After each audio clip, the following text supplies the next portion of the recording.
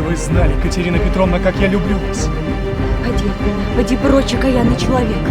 Бухнет мужу в ноги, дай расскажет все. Вот чего я боюсь. Ведь вы сами велели мне прийти.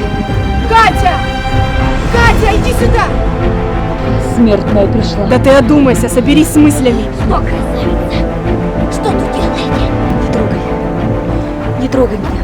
Может, ты поговоришь с ней хорошенько, может, удастся ее уговорить. Все в огне гореть будете неугасимом!